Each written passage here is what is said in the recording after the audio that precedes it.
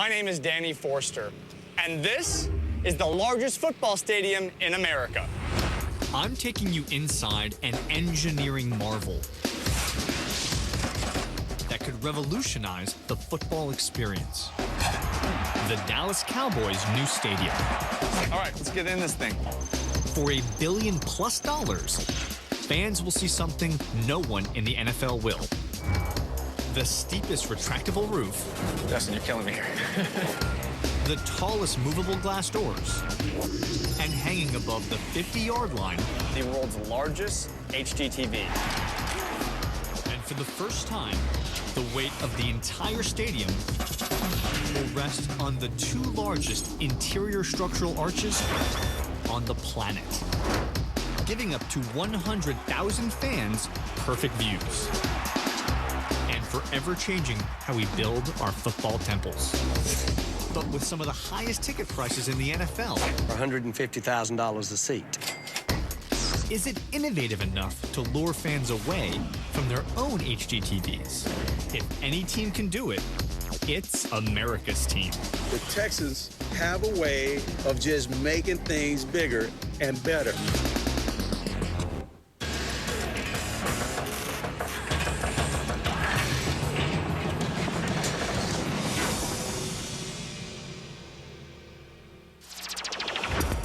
Only one team in the NFL is both loved and revered enough to be called America's team, the Dallas Cowboys.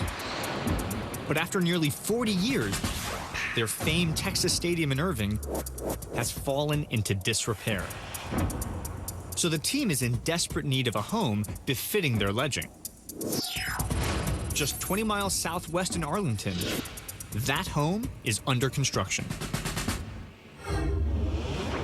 I'm inside of the single most expensive piece of sports architecture ever attempted in the United States of America. This will be the Dallas Cowboys' new home field. When finished, it will be the largest stadium in the NFL, almost twice the size of their old stadium, with room for up to 100,000 fans. Designed to be more than a football field, it's a temple to the top-grossing team in America. But it comes at a steep price, $1 billion and counting. And one man is footing more than 3/4 of that bill. So now coming out of that Lincoln Town car is Jerry Jones, the owner of the single largest sports franchise. Be cool. I'm gonna be cool. Good to be with you today. I'm Danny. Hi, Danny. Jerry Jones. Nice to meet you, sir. Nice to meet you. I've often said I don't own the Dallas Cowboys. You can't own Notre Dame or you can't own the University of Texas. I'm just running with the ball for a little while. And it was my job to build a stadium that would reflect what fans expect from the Dallas Cowboys. But gambling his personal fortune is now significantly riskier than it was just 2 years ago when construction began. Because a fading economy now threatens ticket sales for the first time in decades. It's risk, reward. You can hedge them, but you can never eliminate them. And you got to make sure that the payday at the end warranted the risk. To hedge his bet, he's taken on the dual roles of financier and visionary, creating a revolutionary stadium that changes the way you'll watch the game on a scale the world has never known. But all that creates a Herculean challenge for the builders. All right, it's now 7 in the morning. I just got on the site, and literally, just as I've arrived here, they're about to do an enormous pick.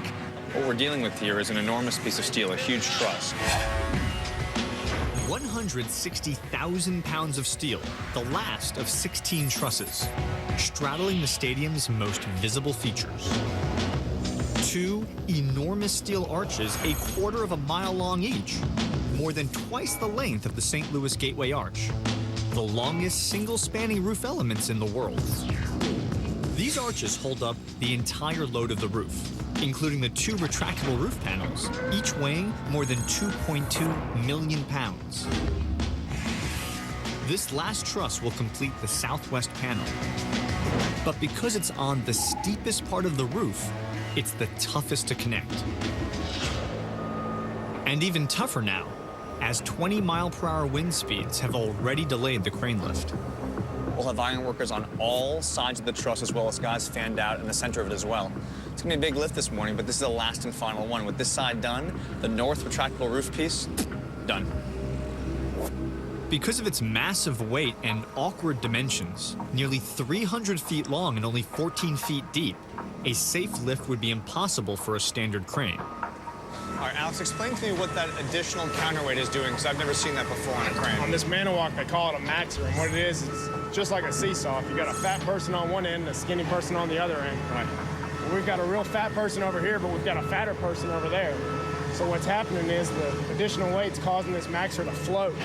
And you can see you've got about a foot right there that's picked up that counterweight. I think it's 870,000 pounds. And you see that connection right there in the linkage on the arm between the maxer and the main crane? Yeah.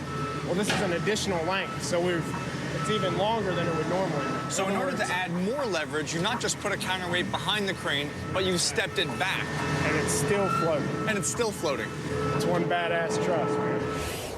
With the wind speed dropping below 10 miles per hour, the crew now has a short window to get the truss up. Okay, so now I'm actually in the bowl of the stadium, and where I'm headed is right there, to the very apex of the arch, the highest point of the building. Just getting to the top in time to see them set the truss is hard enough. And there's only one way up, this steel catwalk, pitched at almost 45 degrees. Now, this top ramp that takes you from the catwalk up to the truss may look and feel relatively secure, but, you know, don't get too cocky, because look at this. Where I'm standing right now, I'm still 300 feet above the stadium. We're now leaving what's considered the safe zone. Beyond this point, 100% tie-off.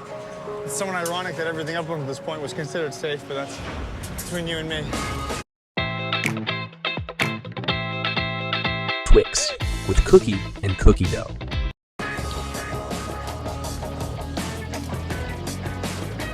As the wind speed drops, the truss goes into place in a matter of minutes. The piece that just came in from the crane is sitting right there. In fact, you can see those iron workers are working on it right now. That is the piece the crane just brought up. It's just arrived, and they're beginning the fastening process here on the north side. We're trying to get this base plate down onto this transporter. Right. You're looking at it makes like the hardest one there is to make. This is it. It has more bracing in it, it's heavier, it's just more difficult. Here we go. So he's putting tension on the line right now. Now, this should be the easy part, but the holes in the truss are not matching up with the holes in the bracing. It's moving right now. We now have 2 pins in. So if you look right here, you see this? This misalignment right here means the truss is twisted. Now keep in mind, the whole truss is 256 feet long. We're dealing with an issue about 1.5 inches. It's coming. It's coming? Look, it's coming. Silvio, get some boat. Is it twisting? Yeah, it's good. Hold it up. So, they got it. They finally got it. The truss is down and in place. It's lined up with the steel. They have a pin holding it together. And now, to bolt it in place. So with this temporarily lined up, this entire truss, spanning 256 feet, is in place. The retractable roof is near completion. But unlike a traditional stadium roof, this roof here will create an indoor stadium that will feel like an outdoor stadium. Because keep in mind, everything from the roof to the doors to the HD TV is held up by 2 giant arches. That arch is 1,290 feet long. But what's so amazing about it is its depth. It's actually only 30 feet deep. Now, had they built this building in a traditional way, they would have put one tall mega column on one side of the building and another mega column on that side. And in order to span that distance from column to column, they would have had to have a massive steel truss, which could have been as much as 100 feet deep, thereby obscuring this amazing open view of the bowl. Dating back thousands of years and perfected by the Romans, arches get their strength from their form. Because while gravity pushes down, the arches transfer that vertical force out and down into the ground. That arch end right there has 20 million pounds of thrust going into that concrete abutment, which then get transferred down 60 feet into the earth. In total, the arches transfer 80 million pounds of thrust into the ground, supporting the entire weight of the roof. So, Justin, the roof isn't just a roof. The roof is itself a machine. The roof is a machine, and it's one of the biggest machines in the world. On other retractable roofs, the slope remains constant all the way up. But here, the angle changes, steeper at the bottom than at the top. Therefore, the amount of force required to move the panels decreases as it goes up. So pulling it up from the steepest point requires 400,000 pounds of force, while near the top, only 150,000. And how long will it take for this roof to open? 12 minutes. 12 minutes. 12 minutes. It's actually fast and it's enormous. Yeah. Now, you'd think this would be moved by the single largest engine in the world. Instead, 32 motors will move the entire retractable roof with just 480 horsepower. That's about a Corvette. So like a decently strong muscle car. That much force is being applied to get that 2 million pound piece of steel up here. Right, but it's got a lot bigger transmissions.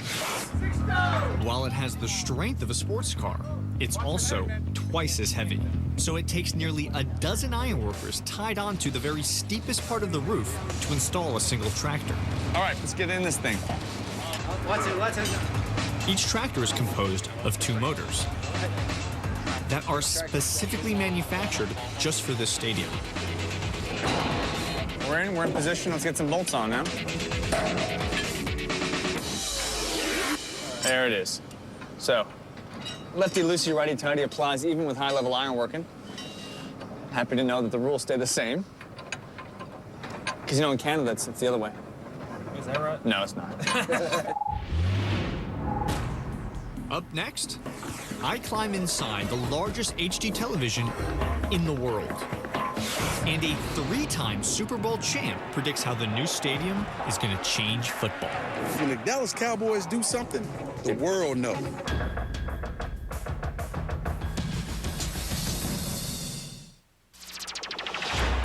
To really appreciate the innovative design of the Cowboys' new stadium, you have to take a step back and know where they're coming from. Behind me is Texas Stadium, the home of the Dallas Cowboys for the past 37 years. While in this building, the team has won a whopping 5 Super Bowl championships. And no one knows this stadium's history better than the NFL's all-time rushing leader. All right, just show me where it was. Now, I think when I broke the record, I broke it right about up in here. I remember falling to the ground. And if I would have kept my footing, I probably would have scored a touchdown on it. But it happened right here, Texas Stadium. With 3 Super Bowl rings, and it proved nothing was impossible. But while this stadium's history might be long, it is severely outdated. Texas Stadium is classic 1970s sports architecture. Basically, concrete donuts to play football in, but not to be seen from the outside. Take, for example, the facade of this building. From where I'm standing, you see the underside of the concrete risers where people sit. You see big concrete ramps that move people around the building, and you see huge concrete buttresses. This building is all function and no form. Still, it was in this arena that the Cowboys sold out games for 18 years and counting. But the new stadium faces a 21st century challenge, which threatens to end that streak, forcing architects to revolutionize design and ultimately change the way you watch games. What we did in the early design phases, we started thinking about the competition of why you would not come here. Right. The number one thing that we heard was, well, I can be at home, I can be in my favorite chair, and I'm 12 feet away from a 50-inch flat screen TV, and I can watch the Cowboys there. So you've basically said, how can you take the experience of being on your couch looking at home theater and take it to the next level? We did, and we took the distance from the seat to the scoreboard, and then we kept that same relationship, and actually we made it better than what you have at home. So it turned into a 70-foot-high scoreboard, and we have the best of both worlds here because you're looking at a view on an HD TV that's better at home, and so you're hearing it, you're seeing it, you're smelling it, and there's nothing else like that. So instead of looking over your shoulder to see the scoreboard, instead you're always focused on the field. Exactly. When assembled, it will be the world's largest high-def TV, 1,200 times bigger than that 50-inch in your home, and as heavy as 30 city buses. 8 cables will hold this gridiron behemoth in the air, 4 attached to the main arches, and 4 to the secondary arches, suspending the digital scoreboard 90 feet above the field. Now they're gonna suspend this thing and connect it to the arches, come here, with this. One of these 4 ridiculously heavy solid steel anchor bolts are gonna get welded to the arch, 2 on each side, 2 on the far side as well. And through these anchor bolts, they're gonna run 4-inch solid steel cables. It will be the first center-hung scoreboard in the NFL, and the only place big enough to build it All right, here we go. is right here on the 50-yard line. You see this enormous piece of steel behind me? It looks like a portion of a building. And in fact, it practically is. At 70 feet tall and 120 feet wide. The crew has only 2 months to assemble the framework and screen. So they've created a vertical assembly line, a spider web of construction teams, ironworkers, welders, and crane ops. It's so tightly woven, each team must finish before the next, or, like dominoes, they fall behind. And right now, these ironworkers are assembling the southwest corner of this 4-sided monolith, trying to stay on pace with the crane ops, who must lift 30 pieces a day. One of their biggest challenges, not every piece fits perfectly. Are you supposed to get that beam there aligned with that plate right there? Right. How you gonna do that? I don't know how I'm gonna do it, but it's gonna happen. Watch.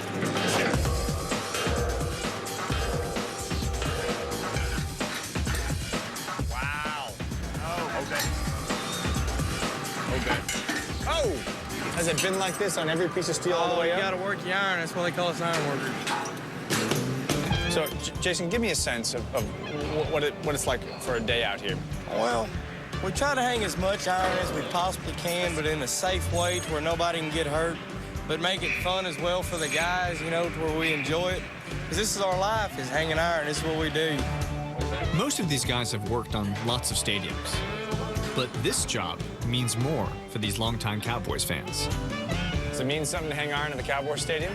We're building the heart of the stadium that everyone is looking at, everyone comes to see. You know, every time it comes up on TV, your kids get to see it. And they'll say, my dad built that. So yeah, it's pretty nice.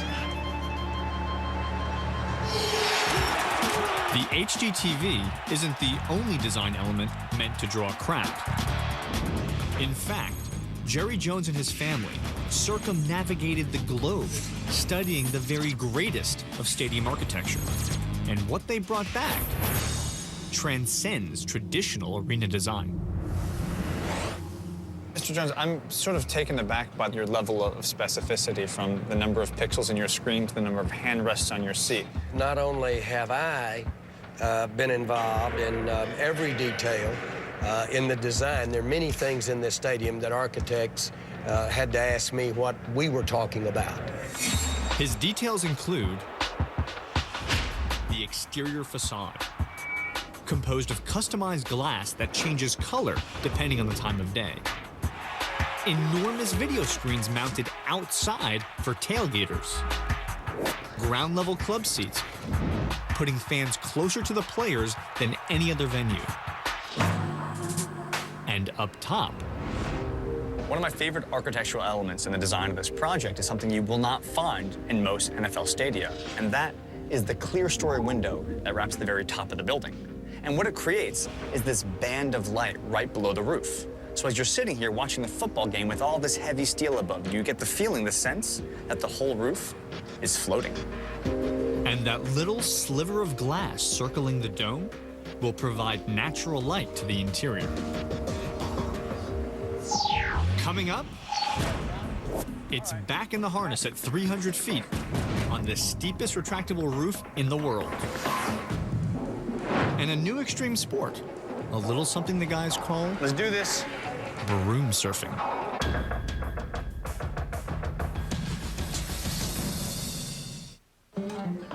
On the Dallas Cowboys' new stadium, owner Jerry Jones, a self-professed control freak, is involved in every detail of the design and construction, no matter how big or small.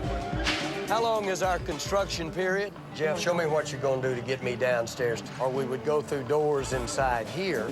But there's one thing he can't control: some of the world's most dangerous weather. Arlington sits right in the middle of the notorious Tornado Alley, where up to 700 twisters strike each year. But tornadoes are not the only severe weather to affect Texas.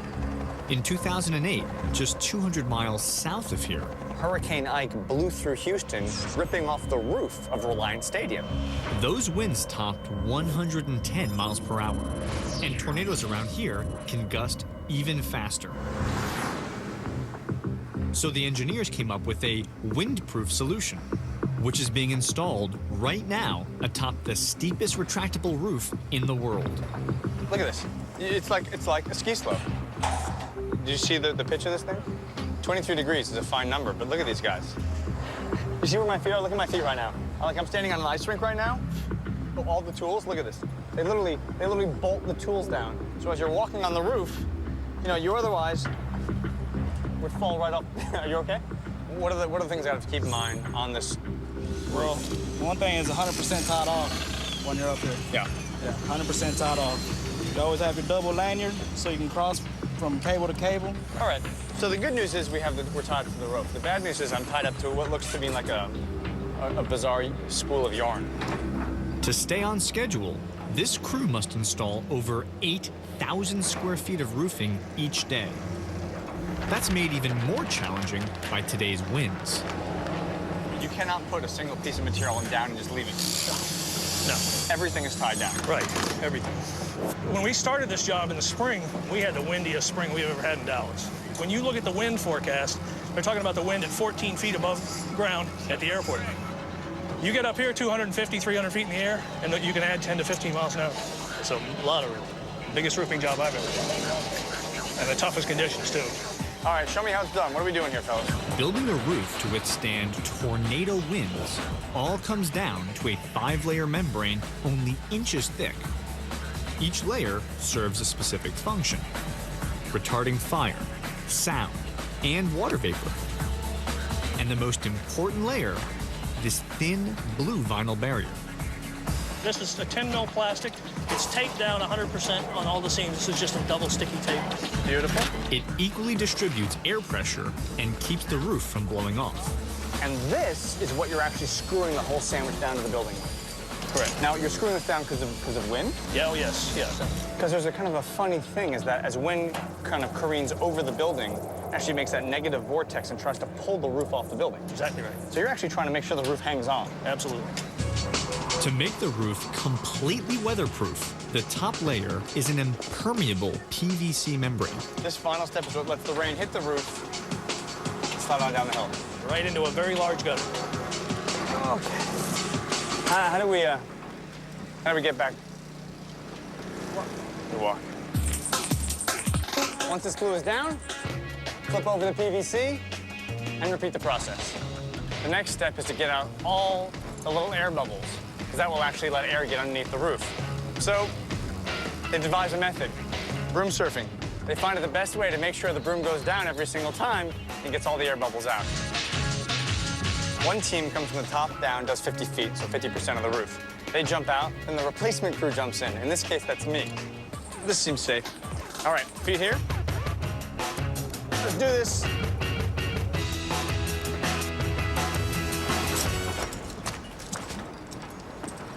And we're okay.